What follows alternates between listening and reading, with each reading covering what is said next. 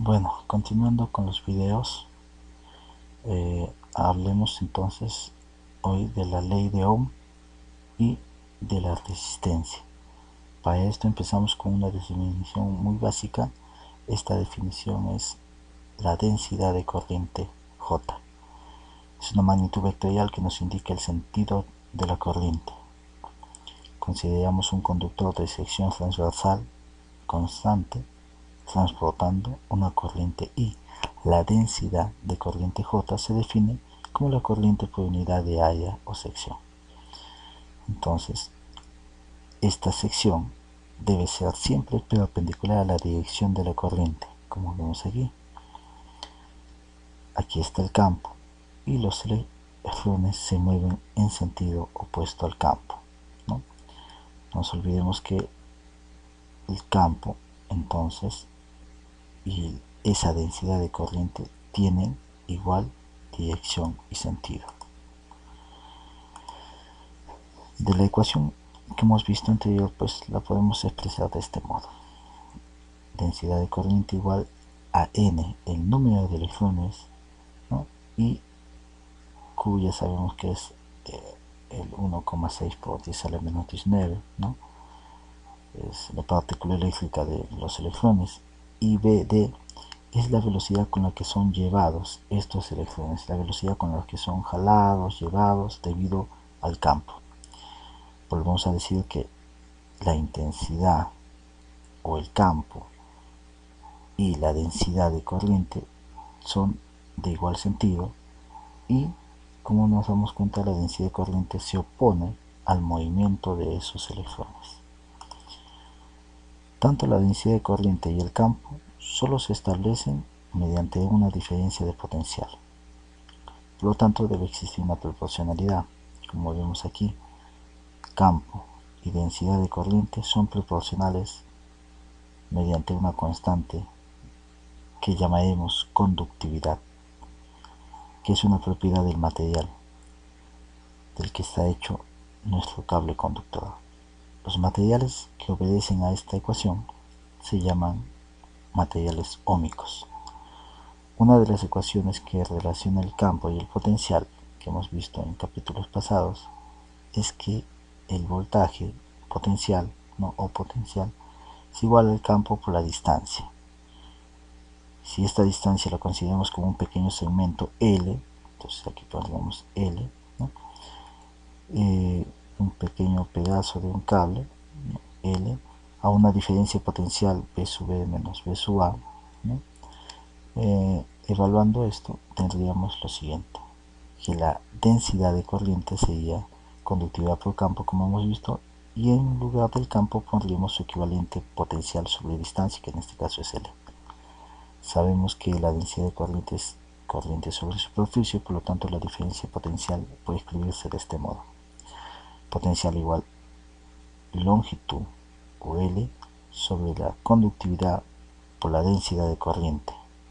No nos olvidemos que en vez de densidad de corriente puedo poner corriente, superficie, corriente y sobre A, como acá.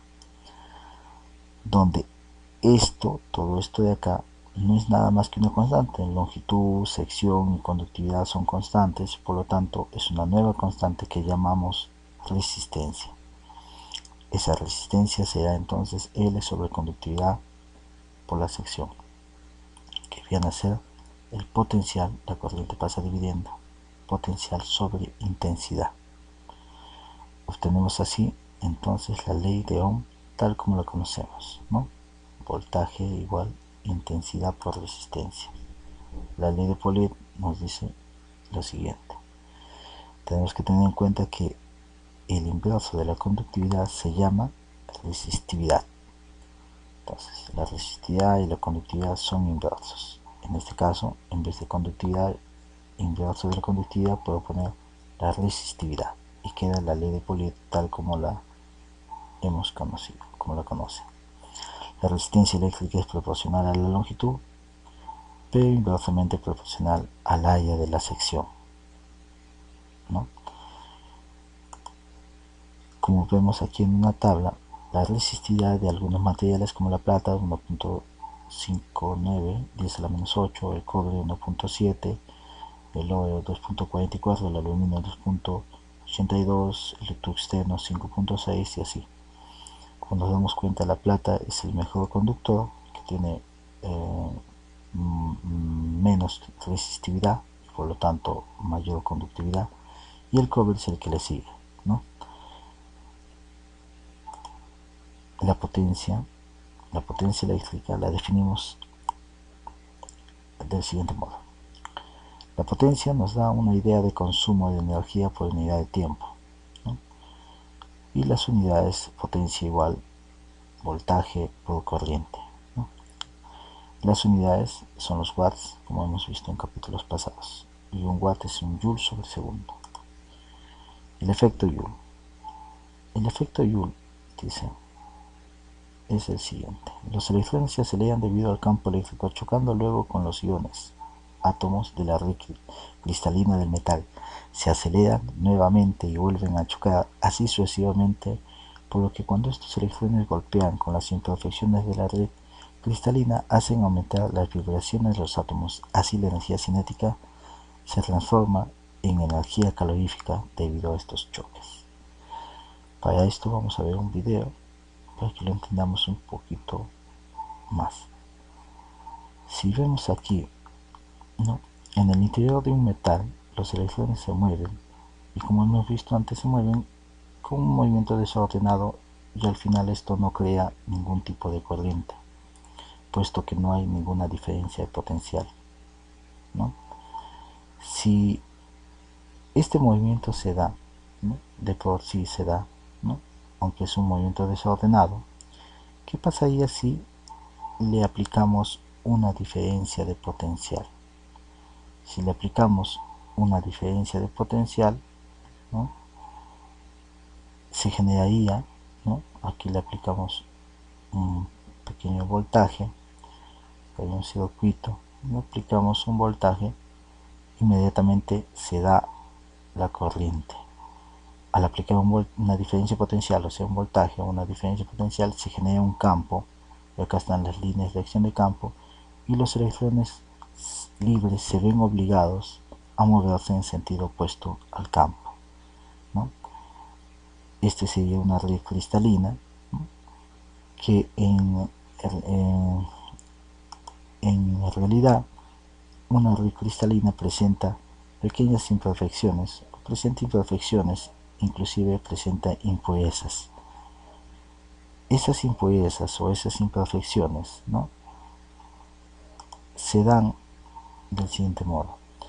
Si se establece el campo, estos electrones libres que se moverán por acción del campo chocarán con esas imperfecciones. Por lo tanto, al chocar con esas imperfecciones, ¿no?, aumentarán las vibraciones de estos átomos, y así esa energía cinética de los electrones se convierte en energía térmica de los átomos. Pues entonces los electrones rebotan con esas impurezas, y esto produce la resistencia que impide que el electrón aumente su velocidad. Por eso los electrones se mueven a velocidad constante, ¿no?, como si fuese, por ejemplo, en un líquido hay una viscosidad, como hemos visto hace un momento, y hay una velocidad límite que es la velocidad constante, ¿no?, y eso lo vamos a estudiar también cuando hagamos fluidos. Pero volviendo al tema, estos golpes impiden que los electrones aumenten velocidad, dijimos, y eso, por lo tanto, la velocidad será constante, creado por una corriente constante bajo la influencia de la fuerza constante, y esa fuerza constante es obviamente producto del campo, que es constante, ¿no? Volviendo a la diapositiva,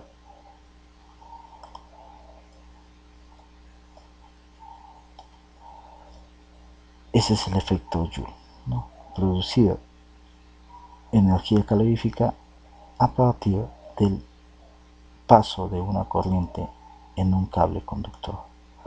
La cantidad de energía por unidad de tiempo se llama potencia, y la potencia, como hemos visto antes, es la cantidad de trabajo sobre tiempo. Entonces, por lo tanto, trabajo, tiempo, voltaje, intensidad. Tiempo pasa multiplicando y el trabajo es energía, por lo tanto la energía es el voltaje, corriente, tiempo. Mediante la ley de Ohm, que ya la conocemos, ¿no?, obtenemos la siguiente ecuación, y se denomina esta ecuación la energía eléctrica expresada en unidades joules. Además, si sabemos que un joule es 0,24 calorías, entonces esto que está expresando en joules lo expresamos en calorías colocándole este coeficiente, ¿no? Con este coeficiente hablamos en unidades calorías, y si le quitamos este coeficiente obviamente estamos hablando en unidades joules. Espero que les haya gustado y que les sea útil. Eso es todo.